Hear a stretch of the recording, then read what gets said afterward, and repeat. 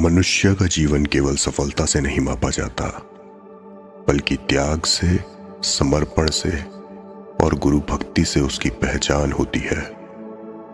आज हम सुनेंगे उस बालक की कथा जिसने जंगलों में रह के भी संसार को सिखाया कि सच्ची भक्ति गुरु को पाने में नहीं, बल्कि गुरु को मानने में है। यह कथा है एकलव्य की। बहुत समय पहले हस्तिनापुर की धरती पर राजपुत्र और महाबली योद्धा शिक्षा पाने के लिए महर्षि द्रोणाचार्य के आश्रम में जाया करते थे। पांडव और कौरव सभी ने द्रोणाचार्य से धनुर्विद्या सीखी। उसी समय एक नन्हा बालक जो राजपुत्र नहीं था, जिसे समाज ने छोटा समझा, जिसे कुल और जाति के कारण द्वार पर ही रोक दिया गया, वह था एकलव्य। एकलव्य का हृदय धनुर्विद्या के लिए प्यासा था। वह चाहता था कि वह भी अर्जुन की तरह महान धनुर्धर बने। उसने द्रोणाचार्य से प्रार्थना की, गुरुदेव, मुझे भी अपना शिष्य बना लीजिए।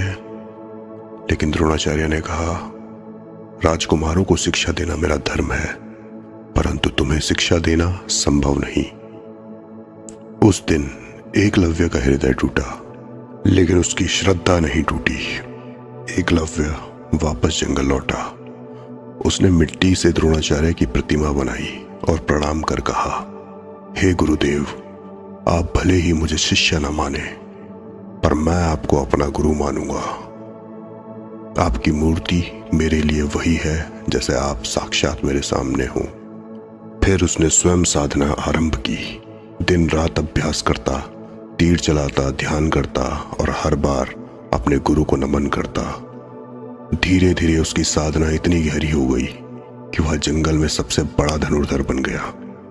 कुछ समय बाद अर्जुन और द्रोणाचार्य शिकार पर निकले। वन में उन्होंने देखा कुत्ते का मुंह तीरों से भरा हुआ है, पर बिना रक्त गिरे, बिना पीड़ा दिए। अर्जुन ने आश्चर्यचकित होकर कहा, गुरुदेव, यह अद्भुत धनुर्विद्या किसकी है? क्या कोई मुझसे भी महान है? तभी सामने आया एकलव्य। द्रोणाचार्य ने पूछा, हे बालक, तुम्हें यह कला किसने सिखाई? एकलव्य ने प्रणाम किया और कहा, गुरुदेव, आपने ही। मैंने आपको अपना गुरु माना, आपकी प्रतिमा बनाई और उसी की छाया में साधना करता रहा। द्रोणाचार्य मौन हो गए। वे जानते थे अर्जुन को सबसे बड़ा धनुर्धर बनाने का वचन उन्होंने दिया है, और अब एकलव्य का कौशल उस वचन के आड़े आ रहा था। द्रोणाचार्य ने कहा, यदि मैं तुम्हारा गुरु हूं तो मुझे गुरु दक्षिणा दो। एकलव्य ने तुरंत कहा, गुरुदेव, आज्ञा दीजिए। द्रोणाचार्य बोले, मुझे तुम्हारा दाएं हाथ का अंगूठा चाहिए।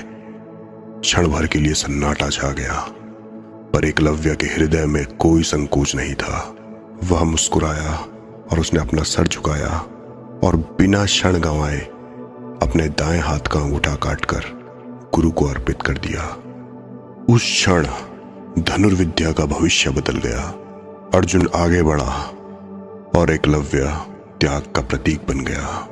आज भी संसार याद करता है, एकलव्य ने भले ही अंगूठा खो दिया हो, पर उसने संसार को दिखाया कि गुरु भक्ति, त्याग और श्रद्धा ही सच्चा धन है।